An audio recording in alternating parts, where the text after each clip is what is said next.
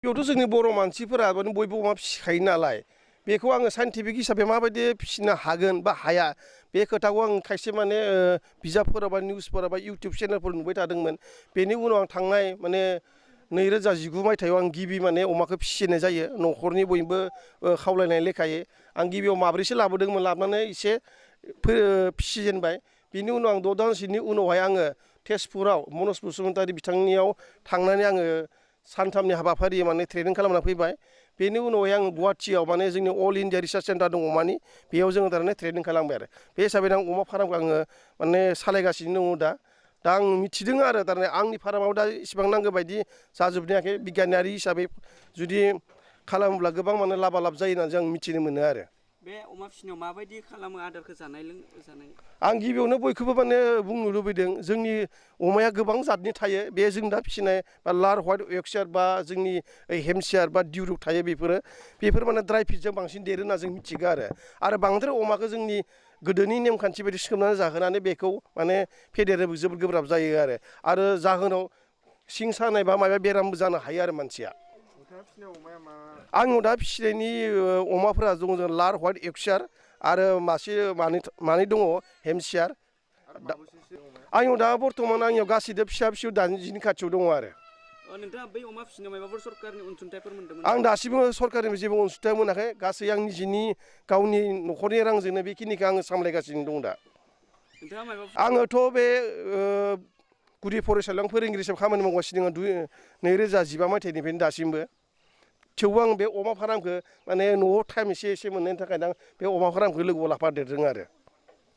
आदारखौ ड्राय फिड होनना बुङो गोरान आदार बे गोरान आदारा गोबां कम्पानि दङ जेनेबा गद्रेज दङ दिउस दङ महाराष्ट्र दं गोबां कम्पानि दं जोंनि आसामावनो गोबां एभेलेबल दङ आरो बेफोर।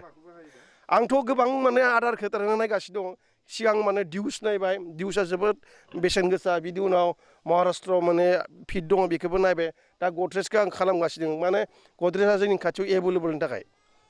बे अमा फिसा जायो ओरैनो मासे अमाखौ जुदि हमना ला जों निजा फिसा खालामोब्ला बा मालायनिफ्राय बायना लाबोयोब्ला मथा मथि 12,000सो खरसा जुदि खालामोब्ला माने 10 दानसोनि गेजेराव मथा मथि 17,000सो मोनगोन बायदि आसा खालामो आरो जों मासे अमायाव अर्थात बेयाव माने 7,000 बा 6,000सोआ लाब जायो आरो।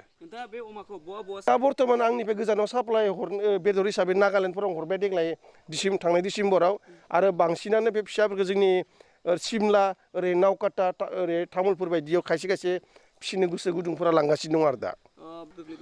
बे समावथ' गोबां अलखद गोलैदोंमोन बे समाव माने जों दखानिजों आदारनि थाखाय बिराद आंखाल जानायनि थाखाय जों मा खालामोन दखानिजों रायज्लायखानानै जों सिगांनो आदारखौ 2 मास गाहामनि बुकिं खालामना लाबोनो गोनां जादों आरो। आं गासै अमा फिसिग्राफोरनिसिम मोनसे गुरै खावलायनाय नोंथांमोनाबो अमाखौ जुदि बिगियाननि हिसाबै जुदि खालामब्ला नोंथांमोना न'खर सोलिनो हागोन आंनि हिसाब मथेथ' नोंथांमोना गोबां लाब जागोन जों आसा खालामो। आं थांनाय बोसोरावनो आङो माने 1,40,000सो लाब जादों आरो फैगोनावथ' आं 3 लाखनिफ्राय 4 लाखनि गेजेराव जागोन होननानै आसा खालामदों। बे हिसाबै बयबो फिसिग्राफोरा जुदि बेबायदि बिगियाननि आदबजों खालामोबा गावनि न'खरखौ थारमाने सुंथानो हागोन होननानै आसा फारियो आरो फिसिनो गोसो गुदुं दंब्ला जगाजग खालामनो हागोन आंनि फार्मजों आंनि फार्माव आरो नोंथांमोनखौ हायोबा आं खायसे वार्कशप फाथिनाय नोंथांमोनखौ अमानि बागै आङो मोजाङै माने फोरमायना होगोन आरो।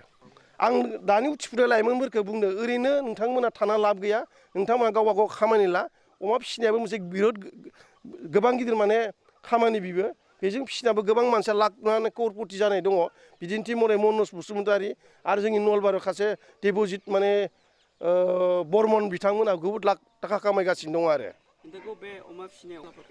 बिथांमोनाथ' ओरैनो खबरखौनो लाया ना भेटेनारि डिपार्टमेन्टआ खुनु खबरखौनो लाया जोंखौ जों बोरै हाजार माने खावलाय हरबाबो बिथांमोना दिनैसिम पटासखौ मोनसेबो जोंनो माने हरफेराखै बिसोरो।